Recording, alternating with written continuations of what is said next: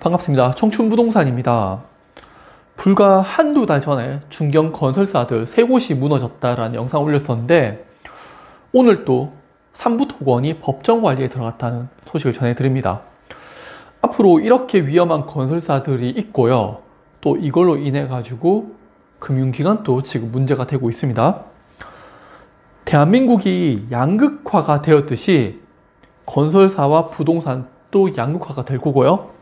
그래서 여러분들 집 고르실 때 정말 잘 선택하셔야 돼요. 그냥 아무거나 보시면 안 되고 공부 많이 하셔가지고 신중하게 결정하셔야 됩니다. 저도 부동산 광고 받으면은 무조건 다 하는 건 아니고요.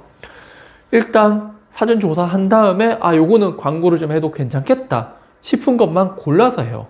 대구에서 아파트 고르실 때 청춘부동산한테 연락 주시면은 그래도 많은 조언을 들으실 수가 있습니다. 네, 그럼 오늘 내용 시작하겠습니다. 삼부토건이 법정관리를 신청했는데요. 토목건축공사업 면허 1호를 받은 기업으로 나이가 좀 많으신 분들은 서울의 라마다 르네상스 호텔 들어보셨을 거예요. 상당히 유명한 고급 호텔이 있는데 1조 원의 가치가 있는 그 호텔을 삼부토건이 보유를 했었죠. 그리고 지금은 매도를 했는 걸로 알고 있습니다.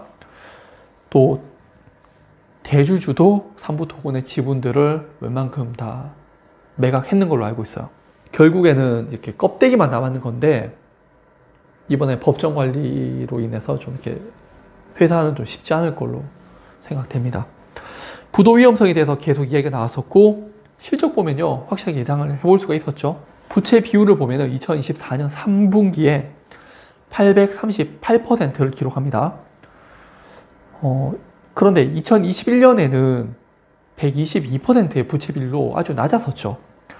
2013년에 400%, 그리고 2024년 3분기에 838%로 이제 걷잡을 수 없이 부채 비율이 증가를 하는데 제가 예전에 신세건설 부채 비율 이야기하면서 이게 문제가 될 수 있다라고 말씀드렸죠. 그러니까 재무제표 보시게 되면요. 과도하게 높은 기업들이 건설사들 몇 개 보여요. 그런 기업들이 지금도 위험하고 앞으로도 법정 관리에 들어갈 수가 있습니다. A건설사의 부채 비율을 보면은 559%를 보이는데 2021년도에 320%에서 급격하게 증가하는 모습을 볼 수가 있죠. 자, 실적도 적자로 돌아섰습니다. B건설사 부채 비율이 640%로 급증을 했는데 2021년에는 165%의 안정적인 기업이었어요. 한 3년 만에 단기간에 실적이 급격하게 나빠졌는데 이게 단기적인 이슈일 수도 있지만은 부채 비율이 급격하게 증가한 것은 앞으로도 충분히 문제가 있는 그런 건설사가 될 겁니다. 그래서 조심하셔야 되고 더 큰 문제가 발생하고 있는데 저축은행의 연체 문제예요. 3년여 만에 264%의 연체율이 증가했다고 합니다. 건설사의 부채 비율이 3년 만에 증가를 했죠. 이제 금융기관들도 함께 어떤 문제가 터질 수 있습니다. 주식 투자하신 분들 그리고 부동산 매수하신 분들 정말 조심하셔야 되세요. 그리고 한국은행에서 경기 활성화를 위해서 금리 인하를 했는데 저는 금리 인하에 대해서 절대적으로 반대를 합니다. 왜냐하면은 우리나라는 돈이 부족한 국가가 아니라 돈이 정말 많이 풀려있는 국가예요. 그래서 금리를 낮추면은 인플레이션이 더 크게 발생하고요. 물가가 상승해서 그러면은 내가 시간을 사용해서 이거를 돈으로 바꾸는 노동자들 같은 경우에 인플레이션으로 인해서 고통을 받게 돼요. 물가로 인해서 부동산은 급등하는데 내 임금은 이 부동산만큼 못 따라가거든요. 상대적으로 돈이 부족해질 수밖에 없는 그런 상황이 발생하는 겁니다. 실제 우리나라의 물가 상승률을 보면요. 올해 들어서도 상승하고 있어요. 이게 전형적인 스태그플레이션 상황인데 윤석열 정부 들어서 무역 적자에서 무역 흑자로 전환을 합니다. 즉 우리나라의 경제는요. 내수 문제가 커요. 부동산발 인플레이션으로 물가가 급등하게 되고요. 사람들은 국내 소비가 아니라 해외여행, 해외 소비로 눈을 돌리게 되죠. 출생률도 감소하면서 내수 경제는 갈수록 침체될 수밖에 없습니다.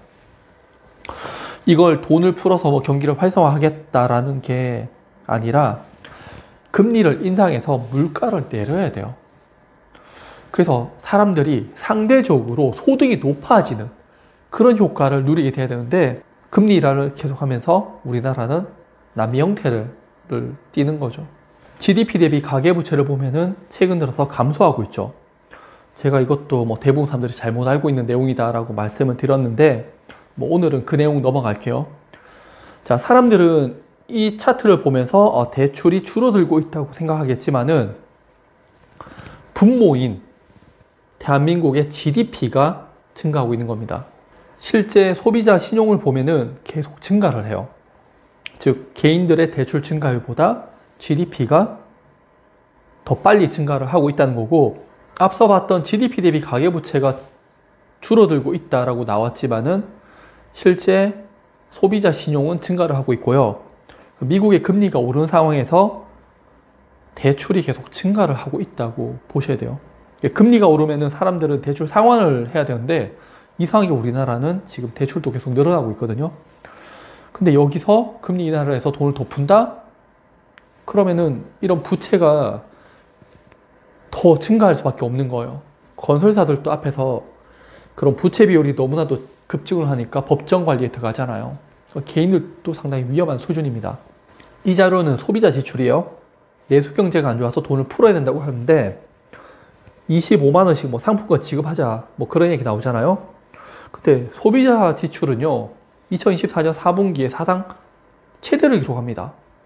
사람들 돈 계속 써요. 소비를 더 많이 하고 있다는 거고, 반대로 저축률은 계속 하락을 하죠. 금리가 올라가면은 저축률이 증가를 해야 되는데 우리나라는 반대죠.